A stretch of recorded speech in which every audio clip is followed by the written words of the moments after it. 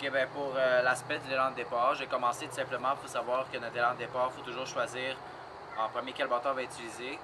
Aujourd'hui, je vais faire les exemples avec un driver, mais c'est important de savoir qu'on peut toujours choisir avec les fers ou avec les bois, d'après la distance. Par exemple, des fers, ça va aller de 195 à 115 verges, ou des bois, ça va être 230 à 195 verges. Donc c'est vraiment, ça change, mais aujourd'hui, on va faire des exemples avec le driver. Ok, fait que avant tout, je vais vraiment passer vite sur la position. La position est différente que quand c'est des swings avec des fers. Premièrement, on va se placer beaucoup plus loin que d'habitude. On va avoir la même poignée. Et notre pied en avant, notre pied gauche, va être vraiment en ligne avec la balle pour être capable de donner un bon swing. Donc, comme j'ai dit, on garde ça assez loin. Ça va être la position de base qu'on va appliquer. Quand on a appris la position de base, vraiment, ça va être capable de travailler à faire un bon swing avec un driver. Donc, le premier indicatif que je vais montrer aujourd'hui, c'est vraiment comme pour enregistrer le mouvement des épaules et du dos sur un driver. Donc, c'est vraiment assez simple. C'est juste de tenir son driver avec les mains plus écartées comme ça. On va se mettre devant la balle. Puis, c'est juste vraiment de faire le mouvement de driver. D'être sûr qu'à chaque fois qu'on le fait, on tourne le dos à la cible. Comme ça va être capable de développer un bon swing. Ça nous permet d'enregistrer c'est où que le driver va passer et c'est comment qu'elle va passer sur la balle. Donc on monte notre dos et on descend de cette façon-là. Et juste de faire ça tout le temps, ça va vraiment nous donner un bon mouvement des épaules. Et maintenant, le prochain exercice, ça va vraiment encore travailler le mouvement des épaules puis vraiment le coup du driver. Donc c'est ça, on ne va pas utiliser le bâton. On va juste utiliser une balle de golf. On va se mettre comme on se mettrait d'habitude dans une position, donc les pieds larges aux épaules. On va avoir une balle ici.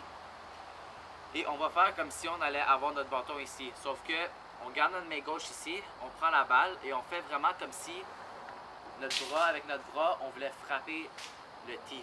Donc on va prendre la balle comme ça et on va juste faire comme si on voulait la lancer. On peut la lancer si on veut, mais c'est ça non. Fait qu'on fait juste comme ça. Puis ça va vraiment, ça va vraiment travailler juste la précision où il faut frapper la balle. Puis de là, pour vérifier si on a un bon mouvement des épaules, on va juste essayer de le lancer comme ça en gardant la tête par en bas. Puis si on a une bonne position, à la fin de notre swing, la balle, quand on la lâche, ça va devenir juste devant notre pied. Donc en ligne avec le pied.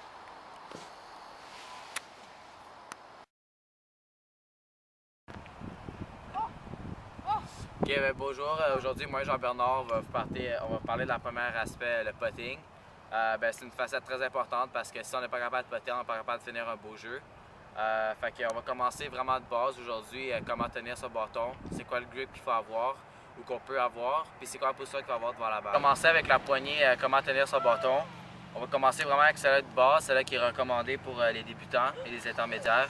Donc si on est droitier, on va mettre notre main droite en bas, on va mettre la main gauche par-dessus. Ce qui est vraiment important, c'est de mettre son index qui va par-dessus les doigts de notre main droite. Ce que ça va faire, c'est que ça va créer un ensemble de nos deux mains. Au lieu de juste avoir les mains séparées et de casser comme ça, si on a la main droite, on crée un support, on va être capable de créer un ensemble avec nos mains. Après, pour la position du corps versus la balle, pour être sûr que notre corps est vraiment bien fléchi, que nos hanches, que nos genoux, que nos épaules sont vraiment parallèles à la ligne qu'on veut approcher avec la balle, qu'est-ce qu'on va avoir? C'est un petit truc, on se met en position de putting, on met la balle juste devant nos yeux et il faut que la balle tombe et qu'elle frappe la balle qu'on a ici. Ça va montrer qu'on a une bonne position, que nos yeux sont vraiment au-dessus de la balle puis que nos genoux sont prêts à avoir une bonne approche pour la ligne de putting. Alors je vais vous montrer un exemple. Ok, donc voici un exercice qui peut nous aider à travailler l'angle et la trajectoire de la balle. Donc avec les deux tees dans le verre, ce qu'on fait c'est on nous aide à ajuster et à garder un angle de bâton droit pour que lorsqu'on frappe la balle, on ne va pas le frapper en diagonale puis la rendre dans la mauvaise direction. Donc par exemple, si jamais on était pour lever la tête ou lever le haut du corps, oups, tu vois, on va changer la direction de notre balle. Donc ça nous aide vraiment à rester stable. Puis le but c'est de passer le putter entre les deux tees sans les toucher et garder le haut du corps droit, pas bouger les hanches, les épaules droites. Donc après avoir pratiqué le mouvement plusieurs fois, on va ajouter une balle et viser pour un trou. Donc encore une fois, on se prend une bonne poignée. On regarde les épaules droites, le corps carré. On bouge seulement les épaules. Oh, avec du style en plus. Ok, fait que Jean-Bernard a beaucoup parlé dans les exercices du mouvement du haut du corps, comment il faut que les épaules soient vraiment droites, que le bassin ne bouge pas. Un exercice pour perfectionner ça, pour être sûr que ça soit vraiment, pour créer un triangle avec nos coudes, nos épaules, notre torse, notre sternum, vraiment créer un triangle ici. On va avoir deux poteux. Le poteux qu'on va utiliser pour frapper la balle, comme ici. On va en rajouter un ici pour créer une extension. On va coller la poignée du poteux à notre sternum ici. On va ajouter la grandeur. Qu'est-ce qu'on va faire? C'est tout simplement, avant de faire un putting, on va juste faire des coups comme ça pour apprendre à notre haut du corps de ne pas fléchir, que les coudes soient vraiment droits, qu'on ne brise pas les poignets, puis que les hanches soient vraiment immobiles.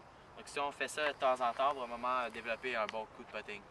Ok, fait que là aujourd'hui on a parlé vraiment du basic, c'est quoi les techniques de base.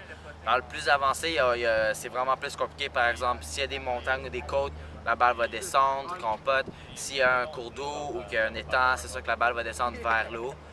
Mais JV va vous parler déjà d'un truc qui peut vous aider à apprendre à maîtriser les côtes et les déviations. Donc, par rapport à ce que Francis a mentionné, lorsqu'on va arriver par exemple à un tir comme celui-ci où est-ce qu'on a une inclinaison du green, du vert, désolé, on va se baisser au niveau du bâton. On place le bâton droit à terre, aligné avec la balle, puis on regarde la ligne imaginaire. Là, selon l'inclinaison, l'angle, il faut juger par soi-même. Puis c'est ça où est-ce qu'on trouve la grande difficulté, où est-ce que les professionnels se démarquent vraiment. Donc, on trouve notre ligne, on imagine l'inclinaison et après avoir visualisé le trajet de la balle, on se lève et on va pour prendre notre coup. Maintenant, je suis un joueur débutant lorsque ça vient au putting, donc je peux rien vous garantir, mais après les pratiques, je devrais être grandement amélioré.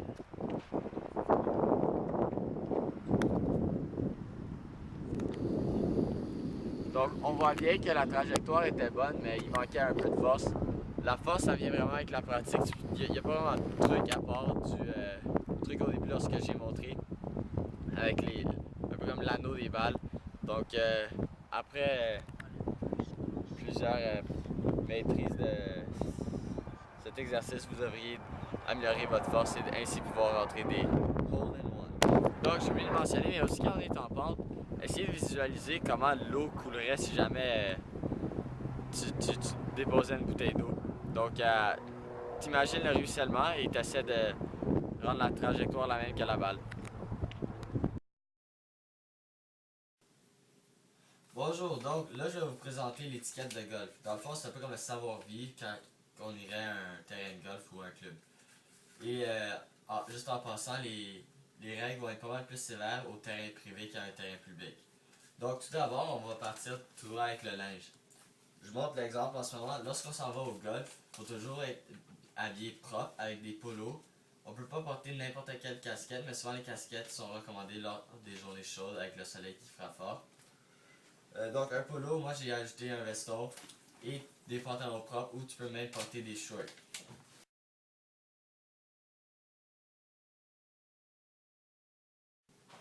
Donc tout d'abord, je dirais à la suite de ce que je viens de dire, lorsqu'on joue, disons, on est sur le coup de départ ou n'importe où sur le terrain, lorsqu'on voit qu'on va frapper notre balle puis elle risque de frapper quelqu'un, le réflexe naturel devrait immédiatement de crier four ou même avertir n'importe quoi, mais le mot classique ce serait four.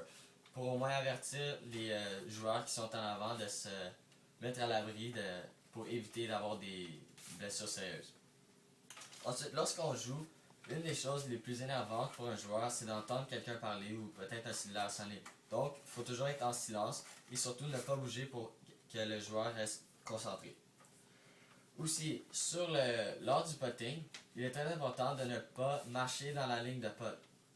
Dans le fond, c'est la ligne imaginaire de la trajectoire de la balle. On ne marche pas dedans car le pied peut faire une bosse dans le green.